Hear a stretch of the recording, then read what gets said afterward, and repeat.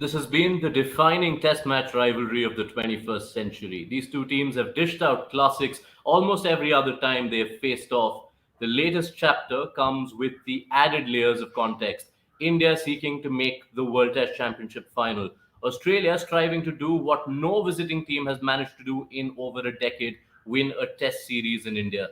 The Border Gavaskar Trophy 2023 is just a couple of days away. It's a big occasion, and we knew we have to roll out the big guns for this one. So it gives us great pleasure on ESPN Cricket 4 to be welcoming back two longtime friends of ESPN Cricket 4. Ian Chappell and Sanjay Manjrekar need absolutely no introduction, so I'm not going to waste any time over there. Gentlemen, thank you so much for your company. Thank you. You Pleasure, have set yeah. up you have set up several India Australia classics in the past for us. I'm looking ahead to this next hour of conversation, building ahead to this series. I'm going to give you first strike, Chappelli. You wouldn't have thought there'd be Australian captains ever saying that a test series win anywhere would be bigger than the Ashes, but that's what Pat Cummins is saying. That's what Stephen Smith is saying. Do you agree with that sentiment given everything that's happened in the last couple of decades between India and Australia? Well, I mean, if you're asking me about a test series, I just thought that every series was important. So obviously that meant that if we were playing India, it was very important. Obviously, there was the great rivalry because of the history between Australia and England. But I just thought that if you were playing a test match, you had to try and win it. If you were playing a test series, you had to try and win it. So all wins were important. So I must say it's a bit of a surprise to me to hear an Australian captain say this could well be the most important series of the lot. Sanjay, good to see you here. Thank you. Thank you. The last three installments, in particular, of the Border Gavaskar Trophy have been absolute blockbusters. You've seen iconic games, you've seen incredible performances, landmark storylines. Before we start looking ahead, let's jog back a bit. What to you are the memories that resonate the most from the last few editions of the Border Gavaskar Trophy? Thank you for having me, and great to be with Chappelli again after a long time. And just a quick correction in the introduction that you made earlier. There's just one big gun that you have as a guest. I'm just a Indian rep who's followed Indian cricket with a lot of interest. So Way too my modest, Sanjay. no, really. So when I look back at India's performance against Australia, especially in Australia, I mean, after 47 years, I think it was that India won a series, the one before the last visit. And what resonates with me from that series before the last visit was Pujara getting 300s. So India's batting finally, stood up. In Australia, got enough runs for their bowlers to do the job. Indian bowling away from India has got more potent. And the last series has to be Rishabh Pant, the way he won that test in Brisbane. So that is something that stayed with me.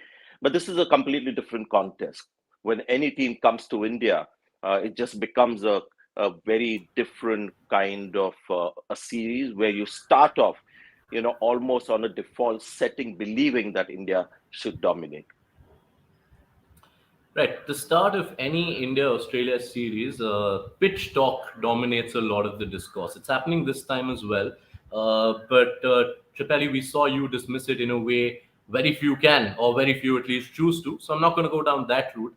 Instead, I'm going to ask you if you look at the way India have dominated at home in particular, just two losses in the last 42 tests they've played over a decade. And it's not always been about the pitch. There have been very different conditions. So, what to you stands out about this last decade of India dominating tests at home? Well, I think that's one of the first things you've got to do as an opposing player is forget about the pitch because, in essence, it's the same pitch for both sides. So, I mean, I'm talking a long time ago when I went to India, but my feeling was that we had a chance because I knew we had some players who could play spin. And I thought to myself, we're a chance to get 300 most of the time in India. And if we could get 300, I felt with our bowling attack that we always had a chance of winning. So I think that's what the Australian team has got to do. Whatever the pitch is, that's what you've got to play on. And that's what you've got to find a way to make runs on. So my feelings, without knowing what the pitches are going to be like, I'd be, if I was Pat Cummins, I'd be saying to the side, if we can get 350 and if we can score those runs reasonably quickly, then we're giving our bowlers as long as possible to take the 20 wickets. And that's the most important thing in Test cricket. It's probably one of the toughest, if not the toughest things to do in Test cricket, to take the 20 wickets, but it's also very enjoyable. So Australia have got a feel. I mean, unfortunately, they've got a couple of injuries to their pace attack. But if they've got a full pace attack and they've got line, that's a very good attack. And that's the sort of attack you can say, if we get 350 reasonably quickly, we'll win more than we lose. Now, who Australia come up with in the first test with 2 quickies out, that's a bit of a lottery.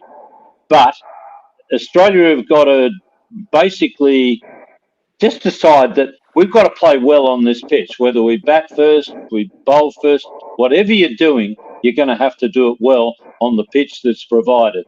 Forget what you think the pitch might be. Forget all those things. Just play on the pitch that is presented.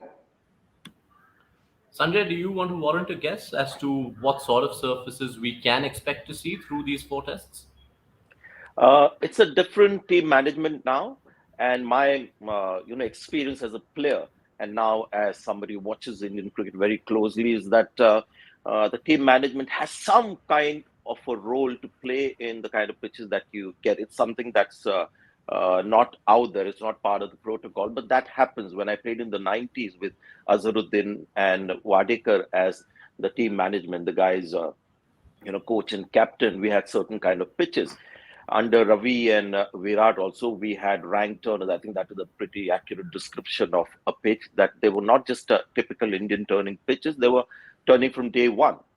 And I completely agree with Chappell. It's the same for both sides. So I really, when people complain about whatever, whether it's the pitch or sometimes when there's a new factor that comes in over a day-night test match, it's the same for both sides. Everybody gets a fair share of it.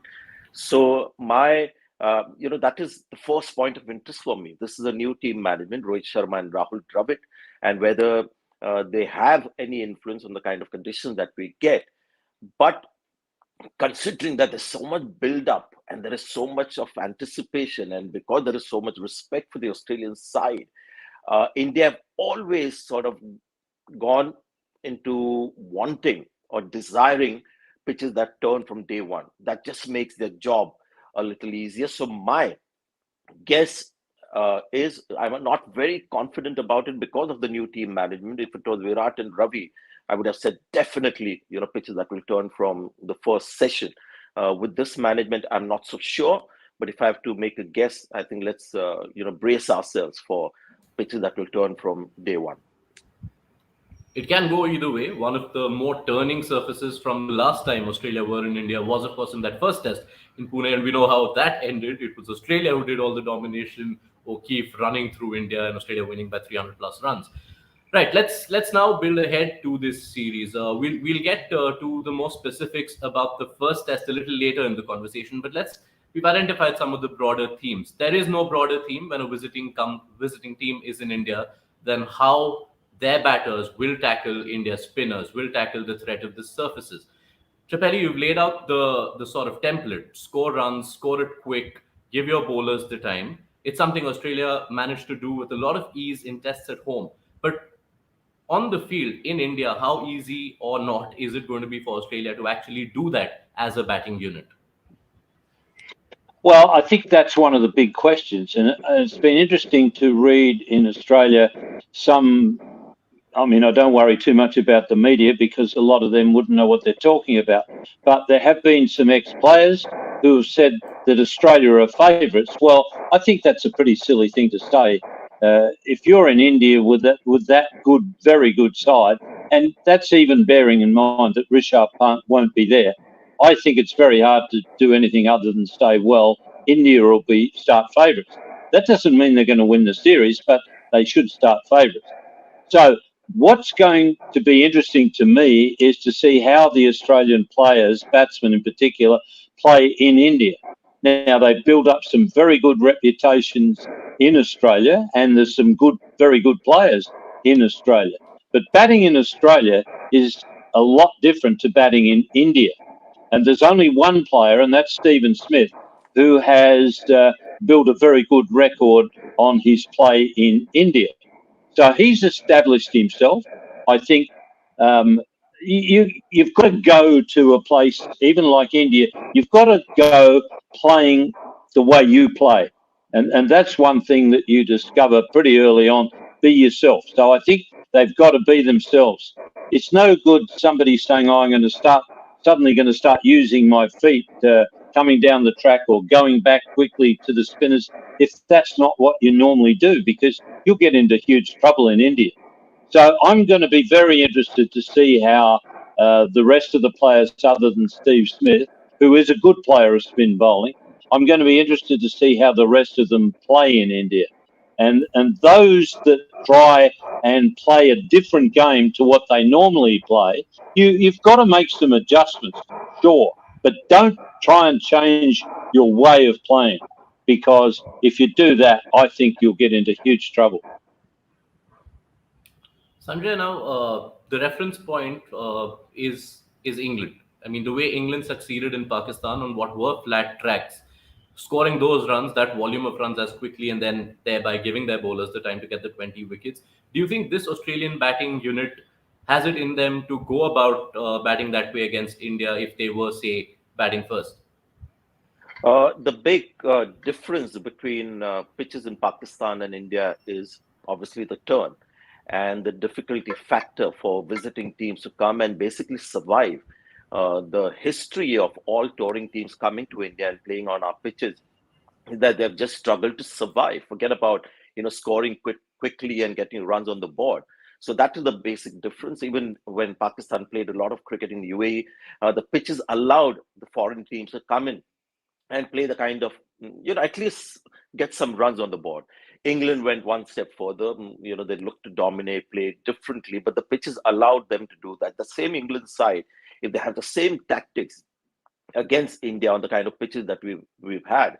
I remember England trying it with a couple of players, from when they were last year, not the trip that was there the last time when they came and played the day-night test match in Ahmedabad, but the one before that.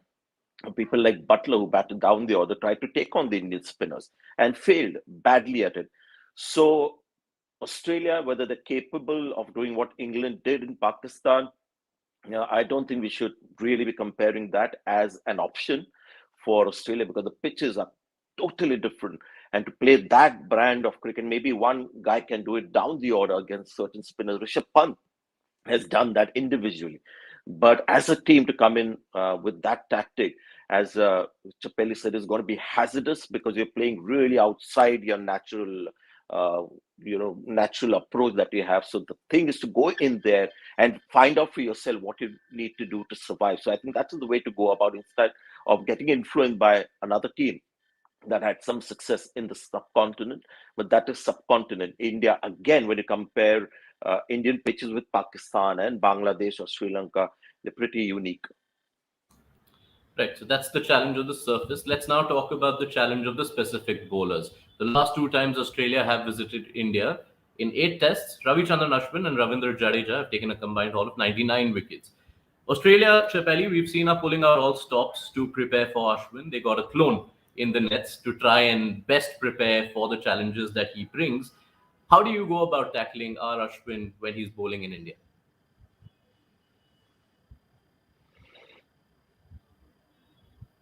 I think we might have lost Ian's audio. We'll try and figure that out. But Sanjay, I'll pose that question to you in the meantime.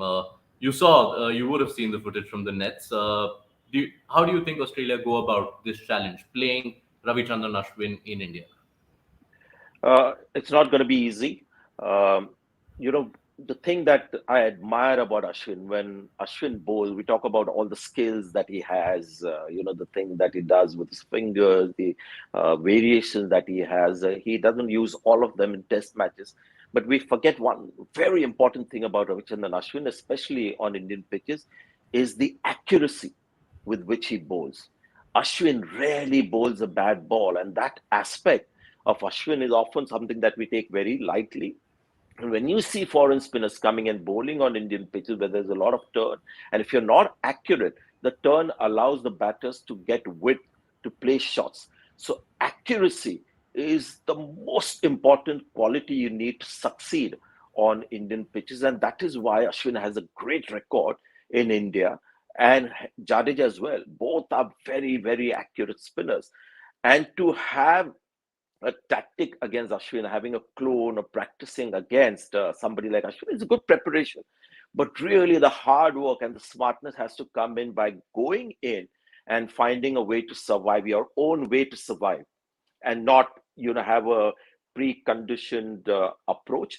And I have, from personal experience and just watching foreign batters come and struggle on Indian pitches, I've said many times in commentary, even as an India player playing some really good domestic spinners on turning pitches, I found the first 10 minutes absolutely sort of impossible for me to survive, because you're sort of looking at what's happening. There are these guys around at short leg, silly point slip, the ball is turning a mile, and you think, how are you going to survive? But you've just got to find a way to survive the first few minutes. And I've seen that happen with some foreign batters. When they survive that phase, they just find a way to play on that kind of a pitch and that particular bowler. So any batter who can do that, then you have a chance of putting up 250, 300 runs on the board. And when you do that, especially with this Indian batting lineup that you have, then you have a chance. But I've seen most foreign batters come and overreact to what they see in the first 10 minutes when they go out there. Chappell, if we have you back, Yes. how do you consider the Ashwin threat, especially the added dimension that often happens in home tests for India, that Ashwin will take the new ball, the pitch is taking turn. That's obviously something most Australian batters aren't accustomed to facing. So how do you assess that challenge for Australia? Well, Sanjay makes two very important points. Firstly, you should not consider Pakistan the same as India. They are two totally different circumstances and different reactions to spin bowlers. India, in my opinion, India, the spin bowlers will have a far greater effect. So Ashwin to the Australian batsman could be a problem. The other thing I agree with Sanjay is that first 10 minutes as a visiting batsman is crucial. And that's the thing you've got to get in your mind in India. How do I survive those first 10 minutes? And I remember when I first went to India, you're thinking with all the fieldsmen around you, you're thinking, where's my next run coming from? But after a while, you work out how not only you survive, but you can score the odd run. And the two big things that I found in India is watching the ball really closely. You've got to watch the ball a lot more in India than you do in Australia. Watch it right onto the bat. That's the first thing. The second thing you realise is I liken it to a clay tennis court compared with a grass tennis court. The grass, the ball will skid on and come quickly. With the clay, it hits and just hesitates for a fraction of a second. And you realize in India that fraction of a second not only gives you time to survive, but if you're playing really well, to perhaps push a single and score the run and get down the other end. Now, that's the important thing as a batsman, say an Australian batsman in India. He's going to have to be proactive. He cannot let a guy like R. Ashwin bowl the way he wants to. Now, it's a battle of Ashwin's brain against the batsman's brain. But if you allow Ashwin to bowl exactly the way he wants to, you're in big trouble. So that's and proactive doesn't mean hitting sixes and fours. In fact, in a lot of ways, it's more frustrating if you're just getting a single and getting down the other end, because then the bowler's not bowling to you. Whereas if you think about it, you hit a six or a four, who's he bowling to? Same batsman. So That's what the Australian batsmen have got to do, not just with Ashwin, but all the Indian bowlers. They've got to be proactive, but they've got to be sensibly proactive, and they've got to keep the scoreboard ticking over.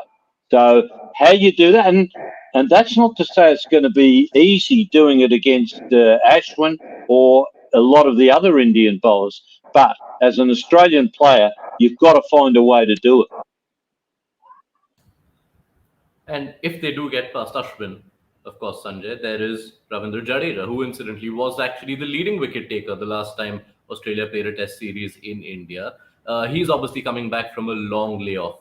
It's been July was the last time he played a test. He did test his knee out in a Ranji game, got wickets as well. But could he potentially be vulnerable given the long absence from international cricket? Or do you still count on him as just that seasoned hand? I think it's a good question, and obviously we'll have to see him actual match situation, test match situation with maybe better batters facing him. We'll have to see that. But having seen Jadeja over the years, he's taken his time from that knee injury, and it's a good thing that he's not been picked straight away into the squad just by passing a fitness test. He's actually played a Ranji game, bowled a lot of overs, didn't get too many runs, but more importantly for India, they need that bowler Jadeja uh, because he's so fit and strong and athletic. You won't see a massive difference between Jadeja, who's playing every game for India, versus somebody who's had a bit of a layoff. So I expect him to be still the force that he has been. Maybe it'll take a little longer to get into his stride. But yeah, it is something that again we'll have to see with interest whether anything's changed at all with Jadeja the bowler. But then they've got Akshar Patel as well, who's proved to be as good as Jadeja when he's played in test matches on the kind of pitches that we have. In fact, he outbowled Ashwin with regards to number of wickets in that series against England. So India is pretty secure on that front. Exactly, Chappelli, because all of a sudden India have a third spinner who in 8 tests has taken almost 50 wickets, averages below 15. What have you made of Akshar Patel in his test career so far? Well, it's very difficult because I saw a lot of him against England, and I would have to say that what I saw of England's batting, it's the worst I've ever seen spin bowling play. And I've said this about English cricket a lot. I don't say it now because I think they're well captained. But in the past, I've said about England, if you want to work out how to play in international cricket, watch what England do exactly the opposite, and you'll be on the right track. And what I would say is for the Australians, if they're silly enough to have a look at India playing against England in India the last time, if they're silly enough to watch any of that, watch what England do and do exactly the opposite. You've got a chance. So, Axar Patel, I mean, I'm not sure whether he'll play. Listening to Ravi last night, he seemed to think that his choice was more Cool Dove than Axar because he felt that Axar is a very similar bowler to Jadeja. I'm not sure whether India will go that way. No. I get the feeling that India might say, well, Jadeja is going to keep the wood on Australia. Let's keep them tied down and work on Axar Patel. And I think Patel bats a bit better than Kuldeep. But whoever it is, again, if you let him bowl, if you let Axar Patel bowl the way he wants to bowl, you're in big trouble. Yeah, and that does present an interesting question for India when they go about selecting their team. I'll pose that to you, gentlemen, a little later on this show. But let's talk a little more specifically about a few of the Australian batters.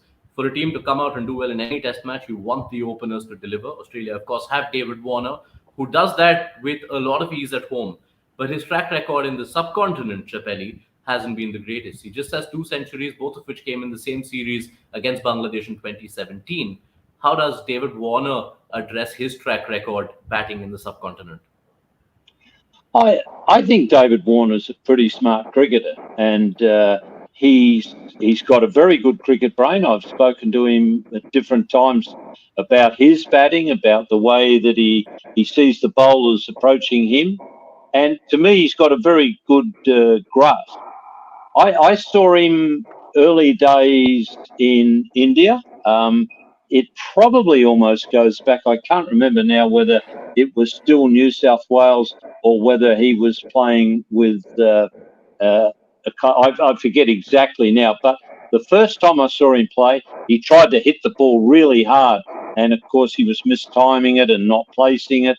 And virtually the next time he batted, which was only 2 or 3 days later, he was not hitting the ball so hard, timing it, placing it into gaps, and he played well. I think if that's the sort of David Warner that shows up, I mean, India have got to approach David Warner as being a very dangerous player, because the thing about David Warner is if he gets going, he'll score quickly. And that's important for Australia, but not quite as important, but very important is if he's playing well, it makes it a bit easier for the guy down the other end. It makes it a bit easier for the fellas who are coming in after him. So to me, if Warner plays well and plays sensibly, that'll be vital for Australia. David Warner's number one, of course, but Stephen Smith follows a little later. And Sanjay, what he did the last time Australia were here was has to rank among the all-time great performances by a visiting batter, especially if you look at the 21st century. He's obviously been through so much in the years since that 2017 Border Gavaskar Trophy. Been back among the runs, he was the reason Australia came as close as they did last time. Do you expect the same to unfold this time as well, Sanjay? Uh, 5-6 years is a long time, and we mentioned that test match in Pune where Australia had a great start, Keith getting all those wickets, but that innings of Steve Smith in that particular test match cannot be, forgotten. I regard that as one of the two best innings that I've seen in the modern era from a foreign player, overseas batter. Steve Smith's 100 on a landmine in Pune, and Kevin Peterson at the Wankhede Stadium in that 2013 series. So those were the two great innings that I saw on Indian pitches. I have no idea whether Steve Smith will be able to bat in the same fashion, but very early in the program, Chappell mentioned that the one batter who has the potential and the ability and the track record to be like Joe Root was for England in India is Steve Smith. All the others come with great form, a lot of runs behind them, but that's Test cricket, sure, in Australia, but this is Test cricket in India. It's a completely different sport, almost a different ball game playing on those Indian pitches. But the one guy who has that ability, and if we expect Australia to get some runs on the board, Steve Smith will have to lead that particular charge. Can I just say something about, I mean, what I've seen in Australia, Steve Smith's a very good player, and he's a good player wherever he plays. But I've seen a lot of bowling attacks to allow Steve Smith to play exactly how he, exactly how he wants to, and he's not an unsettled player. So, to me, if the Indians want to get on top of Steve Smith and they want to contain him, and I think that's pretty important, because if India don't contain Steve Smith, it could mean trouble for them. But if you're going to contain not just Steve Smith, any batsman, if you let them play exactly how they want to, and you don't give them something to think about, and you don't have them a little unsettled and a bit jumpy, then most really good players, and Steve Smith is a really good player, they'll make a lot of runs. So India have got to have some sort of plan to make life awkward for Steve Smith. Yes, India's bowling plans, of course, will alter. They have the options. Let's chat about India's batting too. Now, as much as we've built up about visiting teams having a tough time, Sanjay, let's just run through some of India's batters. Rohit Sharma, he's played 2 Test matches in the last 17 months. KL Rahul's form has been indifferent. Cheteshwar Pujara averages just about 20 in the last 2 or 3 years at home. Virat Kohli averages 26 in the last 3 years in all tests. And they're without Rishabh Pant, who's definitely been their best batter of the last couple of years, and Shreyas Iyer, who's been so impressive in the last year. So when you put it that way, is it troubling for an Indian perspective that their batting might not be in the best shape going into a series as big as this one? Nothing more to add. You've just actually stated facts, and that is the other point of interest for me. I think Indian bowling is pretty good, even if the pitch doesn't turn too much. They've got three quality seamers on these kind of pitches. Mohammad Siraj, Shami, and Umesh Yadav is a great trio to have on Indian pitches if there is no turn. If there's plenty of turn, I mean, just imagine Ashwin, Jadeja, Akshar Patel, and Kuldeep Yadav. There's great depth and quality in Indian bowling, but not often do you say this. Also on Indian pitches, you mentioned the numbers, and that is the concern, and that is where Australia have a chance with regards to India's current batting strength, based purely on current form. And because Australia is considerably weakened, it just allows India to, get off on a slightly more positive note. If Australia were full strength with the bowling attack, because Australia will have batting issues. If their bowling was as high quality as India's is, although with a different kind of personnel and style, it would have been maybe a more interesting start to the series. But because Australia is weakened, it allows India a chance to start on a winning note. But yes, the points that you mentioned, Rohit Sharma has missed out of the last 10 test matches. And before that, Rohit Sharma hit the peak of his career and the way he batted against England, which was absolutely brilliant. And it was amazing to see a guy at that age, at that stage of his career, who's had so much success in white ball cricket, invest himself so heavily into test batting. So it was just a treat to watch him play that series where the last test match was then played a little later. He missed that one. So if Rohit Sharma can pick up from there, wow, India have a pretty good high quality top order batter, but the gap has been too long. He has hardly played much. After that, then the issues begin. KL Rahul, after 45 tests, is averaging 35. He's a very unique case, actually. Chappell, I was just looking at his record as well, and it's something that you see with him. Generally, when you get 100, it just propels you into form, and you get scores after that 100, and then you carry that form into the next few innings. KL Rahul is the exact opposite. For somebody who has such class and ability to play good pace bowling, pace and bounce, a good player of spin, high quality batter, he gets 100, and then the dry run begins. Started with England when he got 100 in that Oval Test match, I think 2019 it may have been. And then there were a few Test matches at home, averaged just about 15 in the next five. Recently got a superb 100 as captain in South Africa, 100 and a 50, and then averages 17 or something in the next five Test matches. Didn't have a great series in Bangladesh as well. So Indian selectors and team management would also be thinking, after 45 tests in this era, if you've got a batter who's averaging just 35, should we look at Shubman Gill, or do we respect the fact that KL Rahul has this ability to get 100, and maybe that would be the thing they would do.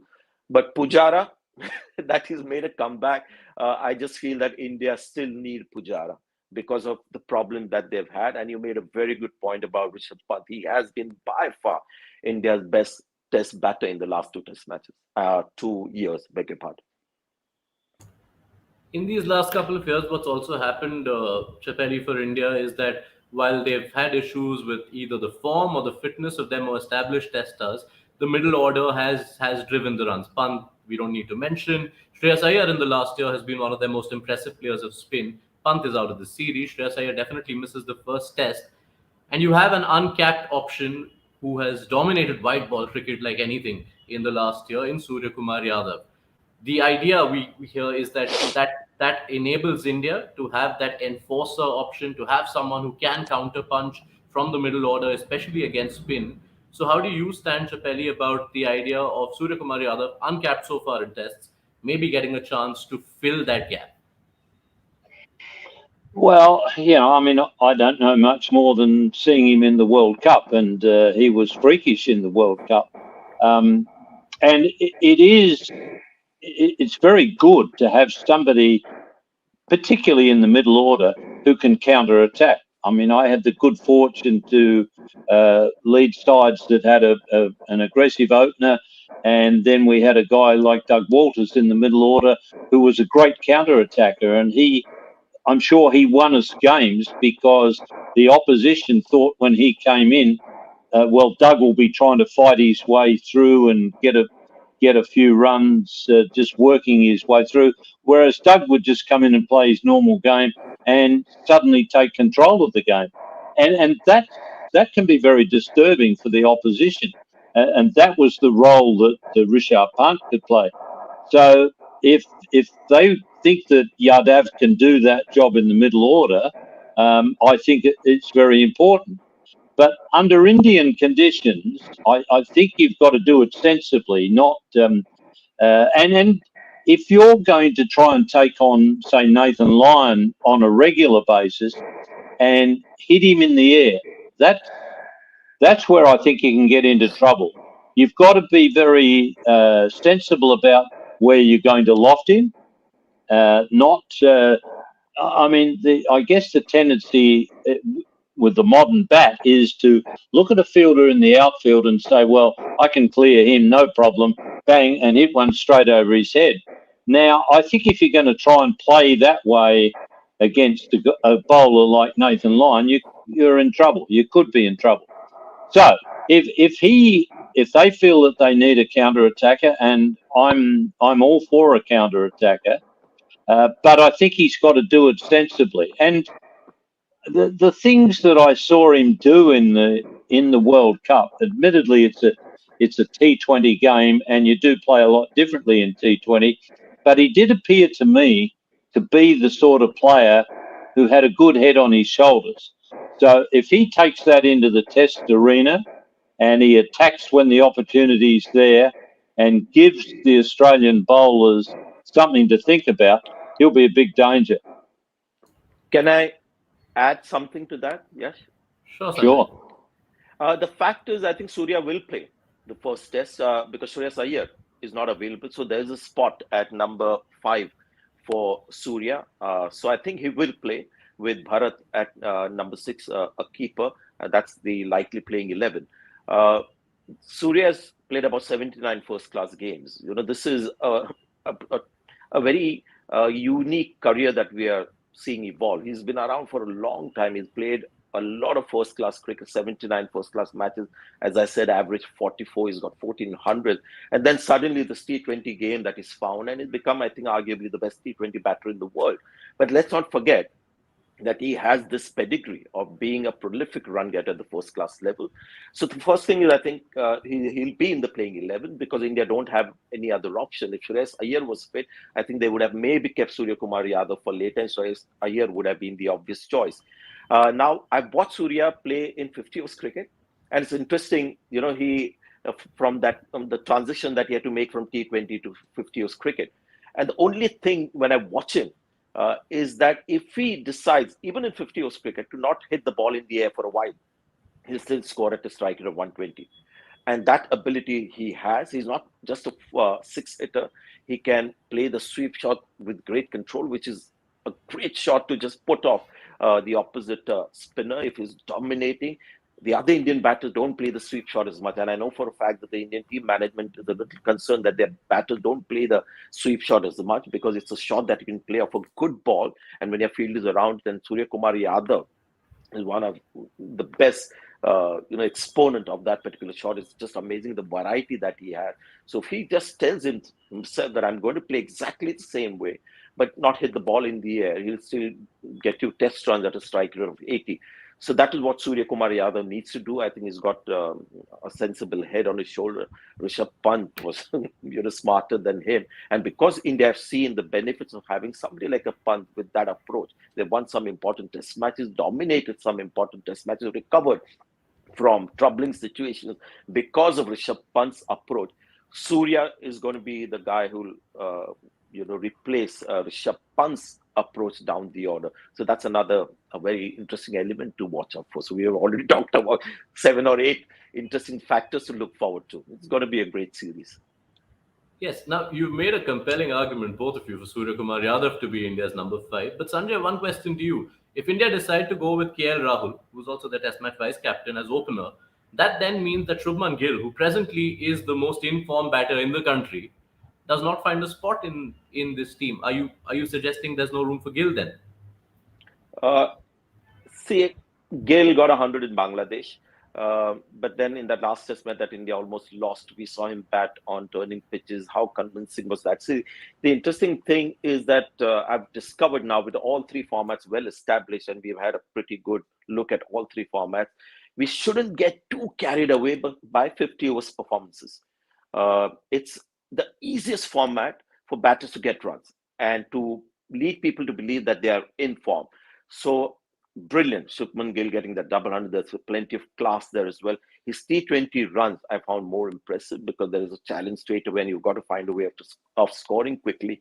But given a choice between Shubman Gill down the order and Surya Kumar Yadav down the order, I would be tempted to go with Surya Kumar Yadav. The team management might back Shubman Gill because of his current form. But if they are brave, they might look at KL Rahul, look at his entire career, the way it's gone, and Shubman Gill gets his top spot based on his current form, and that's where he's got his runs as well in the other formats. Chappell, where do you stand on Shubman Gill? He played an iconic knock at Gabba, which is not remembered too much because of everything that happened later in the knock. But that chase was set up by Shubman Gill scoring 91 as opener. He's taken off, as Sanjay just mentioned, in the last couple of months in other formats. Does he have to be in India's Test 11, and where would he bat for you? Oh, well, nobody has to be in a side. They've got to play well. But yeah, I would think to myself, as looking on from outside, that if Shubman Gill's not in the Indian side, then they're in pretty good shape because I think he's a very good player. But it's a little hard to judge from afar because I look at India and I think to myself, why the hell isn't Hardik Pandya in that test side? Because to me, Hardik Pandya is the sort of player that India need. He's the type who can bowl at a pretty lively pace. He can play as an all-rounder. I think he's a pretty useful batsman, and he's a damn good fielder. So to me, I look at the Indian side, and I think as an outsider, one of the first guys I'd be picking is Hardik Pandya. Now, you hear that Pandya, might not be as fit as they, for bowling as they want and so on. But here's a point. How much do you listen to the medical people and how much do you trust your gut as a cricketer? Now, obviously, I'm from the old school, and you've got Stark and Hazelwood who are out of the first test. Now, okay, Stark's not going to be there. But if I'm Pat Cummins, I'm going to be saying to Stark and to Hazelwood, do you think you can get through 5 days of test cricket? And if one or both of them tell me they can, then I'm thinking about picking them.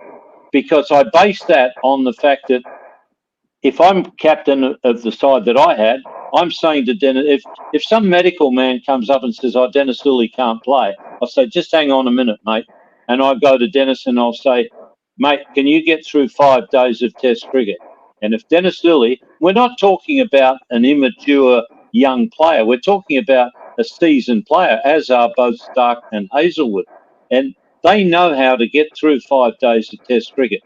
So if Lillee tells me I'm fit to go 5 days, I'm saying to the medical guys, go and do your doctoring somewhere else. Don't come and tell me about it. Lillee's playing. And now I hope that Pat has that sort of control over the Australian side because medical people, I don't know how many times I've heard a story of a medical guy telling a guy, you'll never play sport again. And the next thing, the fella's a bloody world champion at whatever sport he's playing. And you think to yourself, how did they get it so wrong? But you've got to know what's in the guy's heart and you've got to know what's in his head. And some guys, and Lillee was definitely one of them, some guys they'll set out to disprove a medical person. If the medical person says, no, he can't do it, Lillee would be one of the first to say, we'll see about that, mate. So now, are Stark and Hazelwood out of the same cloth? I'm not sure because I'm not in the team. But if I'm Pat Cummins, I definitely want to ask them, do they think they can get through 5 days? Because they are going to know what they've got to do to get through 5 days. Yes, those fitness concerns to Stark and Hazelwood, of course, represent a selection dilemma of sorts for Australia in picking their bowling attack. I'll come to that in just a bit, but I do need to address one Indian batting point. Sanjay, I'll bring this to you. In his last 11 innings at home, Virat Kohli has fallen 9 times to spin. Some of them were grubbers, some of them were unfortunate dismissals, but 9 dismissals out of 11.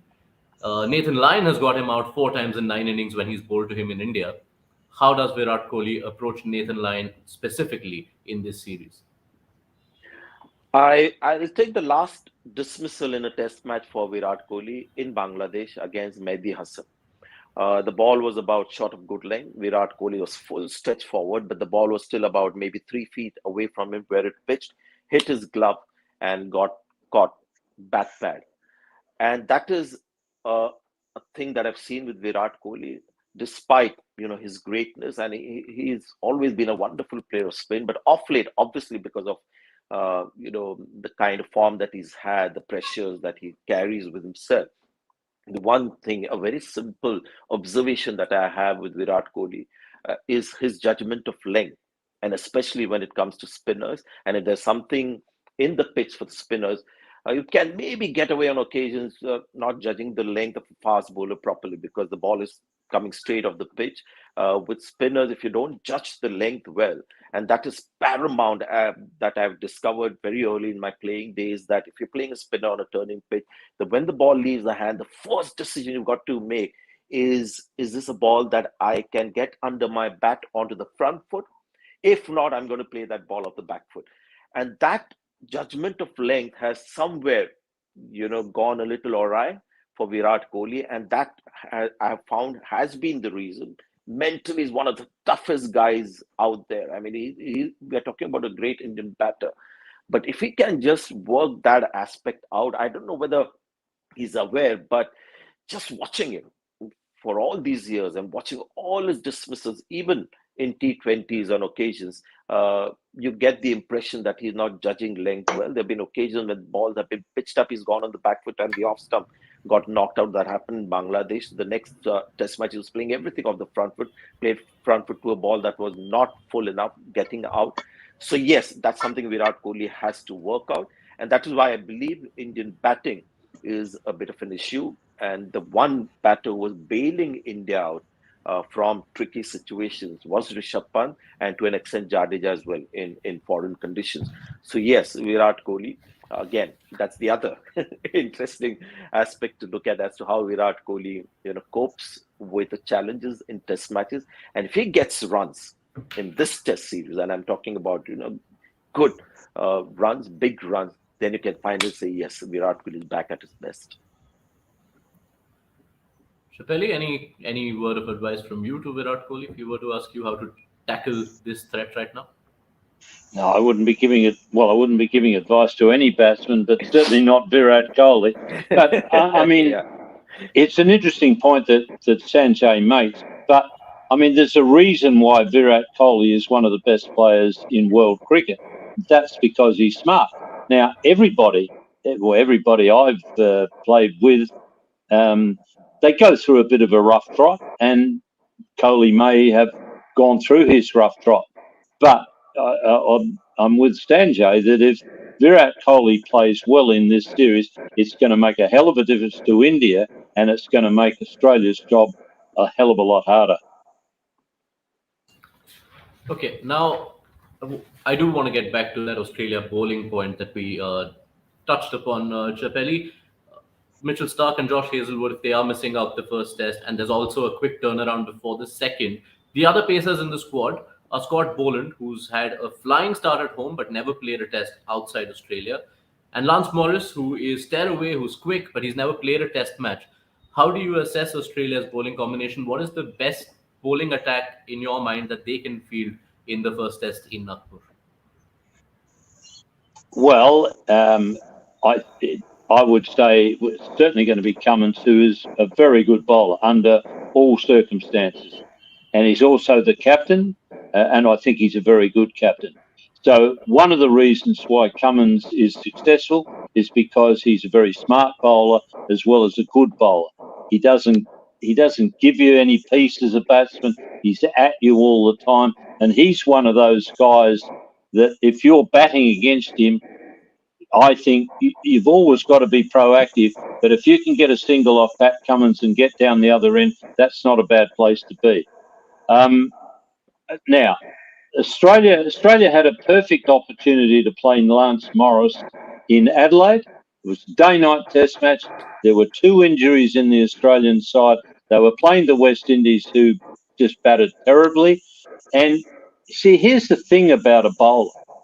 So Lance Morris has a reputation for being very quick, and he gets Sheffield Shield players jumping around. That's terrific. You always want a bowler who can make fellas hop around. But you've got to find out if that guy can do it at the highest level.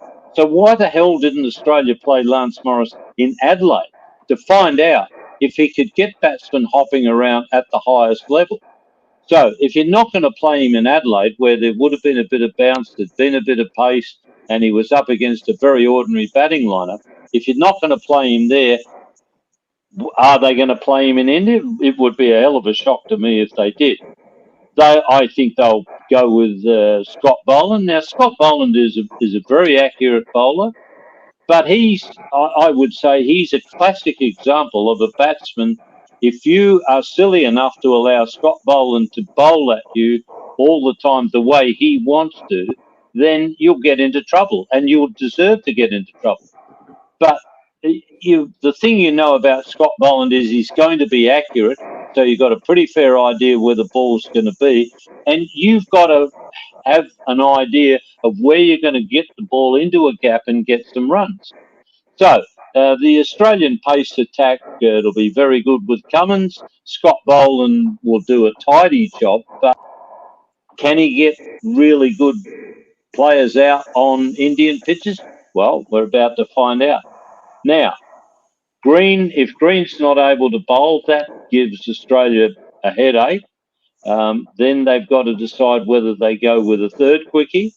Now, as I said, that would be Lance Morris for the first test.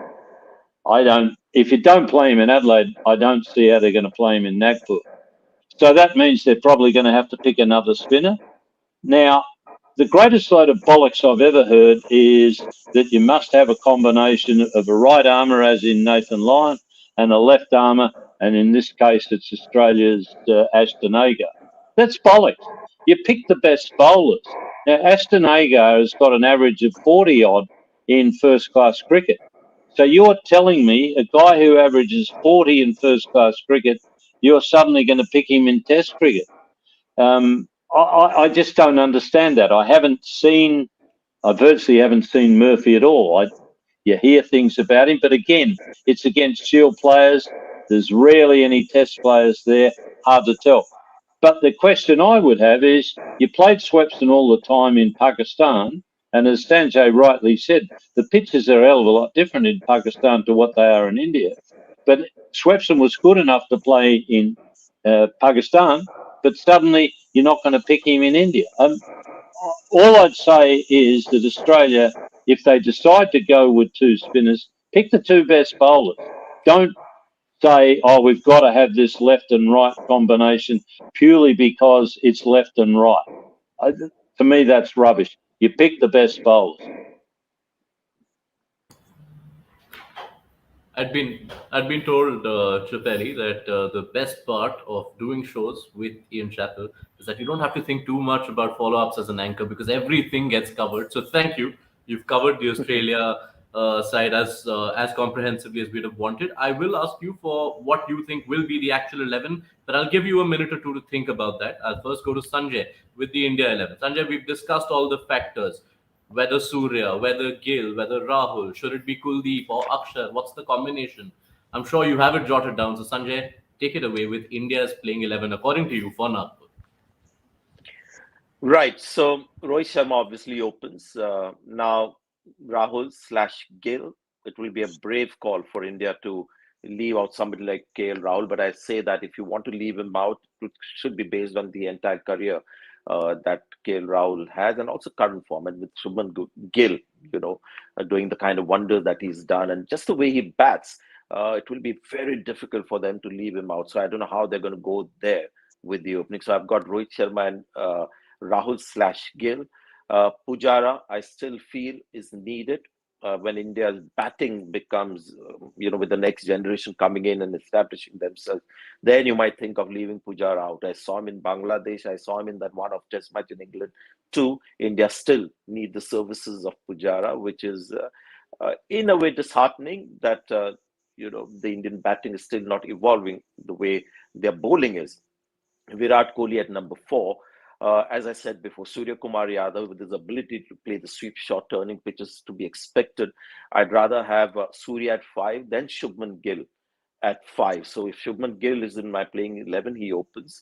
And then Bharat as a keeper, can't go with Ishan Kishan because keeping is a little more important in test matches as opposed to white ball. Jadeja at number 7, Ashwin at number 8. And then I've got 3 seamers, Umesh Yadav, Siraj, and Shami, assuming that it's not a pitch where you won't need the third seamer. India have gone on occasions with just 2 seamers. If that's the case, then I'll go more with Akshar Patel than Kuldeep Yadav, because if you have a turning pitch in India, you just want, you don't look for exotic spinners. You just want guys who will bowl quickly on a particular spot on turning pitches. And if it's a rank turner, I also believe that 2 spinners are enough. And India have proven that with Akshar and Jadeja over the years. They've played Jayant Yadav, Kuldeep Yadav on occasion, but they've been grossly underbowled. So 2 spinners are enough. I have 3 seamers based on the fact that it's not an out and out turning that we get at Nagpur, purely because of the quality of the seamer that India have. India have a lot of depth in their seam bowling, despite Bumrah not being there. They still have a Shami who is brilliant on these kind of pitches. Siraj at the moment is at the top of his game, and is somebody who's got to play every international match for India, whatever the format.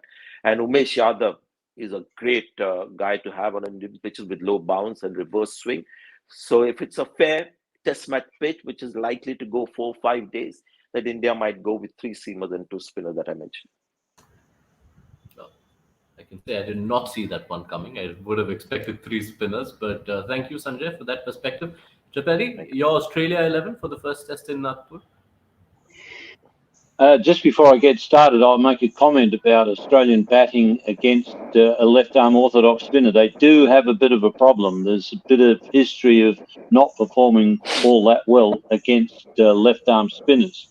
The batting pretty well picks itself. You've got Warner, Khawaja, Labuschagne at 3, Smith 4, Head 5. I think they'll probably pick Green even if he can't bowl. I think they'll probably pick him as a batsman. If they decide not to take a punt on Green as a batsman, then Renshaw would come in at number 6.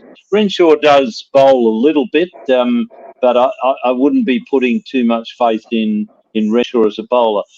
They've got 3 guys in Labuschagne, Smith, who are both leg spinners, part-time leg spinners, and then you've got Head, who's a part-time off spinner.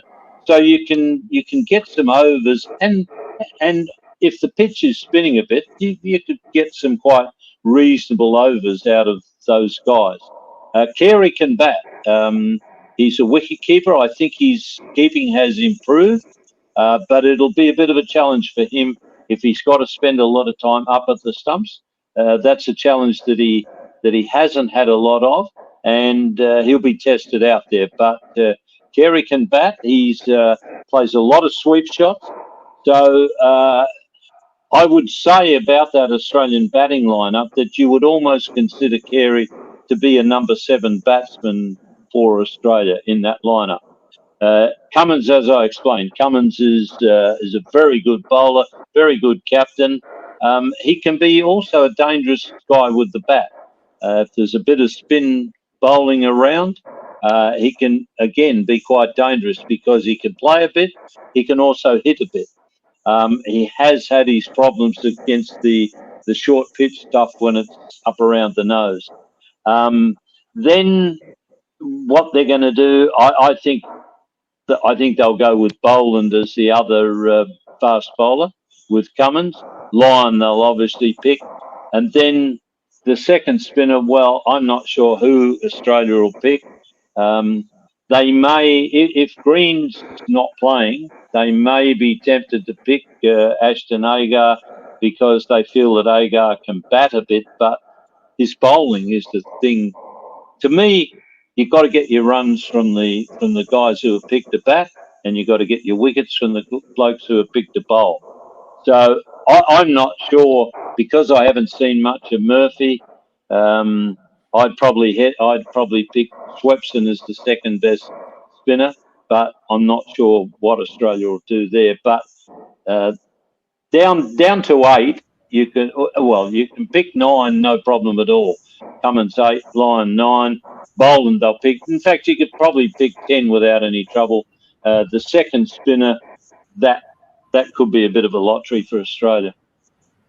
Quick point, just a little input as an Indian who's watched a lot of cricket in India on turning pitches. If we get a typical Indian turning pitch, then maybe Australia should go with a spinner along with Nathan Lyon, somebody who's just quick and accurate out of the 3 options that they have. That's all you need. We've seen foreign teams in the past pick spinners just because they've seen a turning pitch, they pick a second spinner. But if he's too slow in the air, if he's a guy who's bowls with a lot of guile and deception in the air, those spinners don't prove to be as effective as guys who can bowl, say, 90 kilometers per hour, 80, 90, and are accurate, whether it's a left arm spinner or an off spinner or leg spinner. Those are the kind of spinner that you want really on the kind of pitches that we have generally in test matches in India. Pick a bowler who can get batsmen out. That always helps. Just one question on the batting combination, Chappell. If Green weren't fit, and if Australia pick Matt Renshaw, that would mean 5 left-handers in the top 7. Would that somewhere play into a big strength of Ravichandran Ashwin? Would you then consider Peter Handscomb maybe? Well, again, I think it's a load of rubbish to worry about whether the guy's right-handed or left-handed. Now, I see Ashwin's record, but if you think you can play, you've got to think that you can play Ashwin or whoever else bowls for India. So, I think Renshaw would be delighted to get picked in the side, and if that means there's a lot of left-handed batsmen there, and if Ashwin has a record of getting left-handers out, okay, that's a problem. But it's only really a problem if the left-handers think, oh, hell, we've got to face Ashwin. He could get me out. Well, anybody can get you out. So put it this way, if they think Handscomb is the player in the middle order because he plays spin bowling well then pick him. That's fine. But pick the guys because you think they can bat.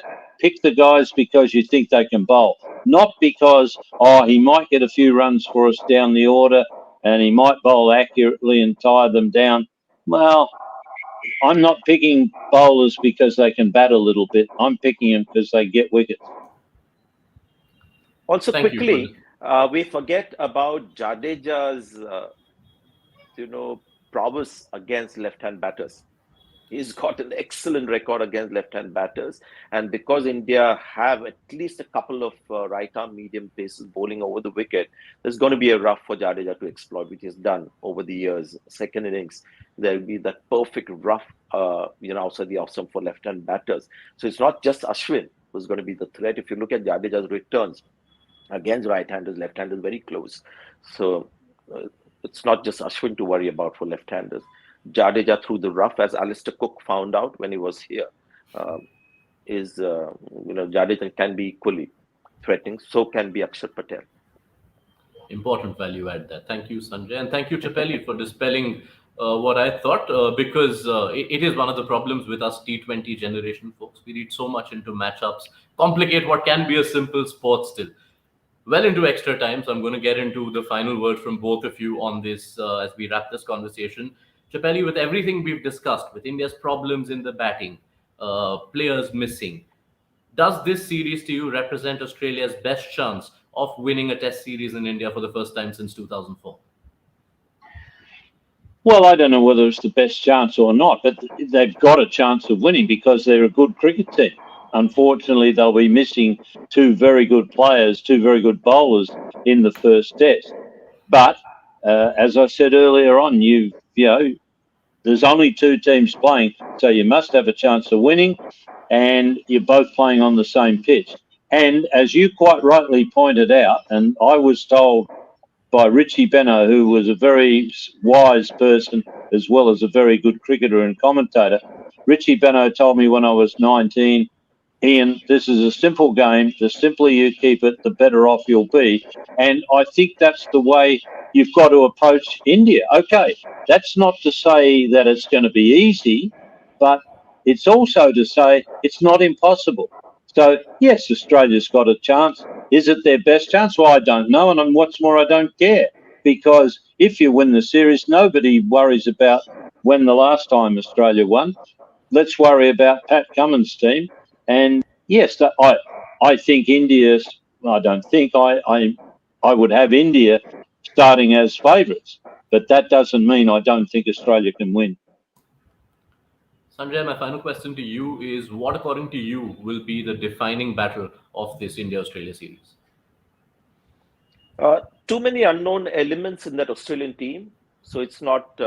It's something we will get to learn about all these batters who've got runs under their belt, barring Steve Smith. Nobody is that we've seen in India. So if they bat well and are able to show the form that they showed in elsewhere in the world, then Australia becomes a formidable team. For me, I just want to see how Indian batting evolves. I'm fairly certain about how the bowling is going to do.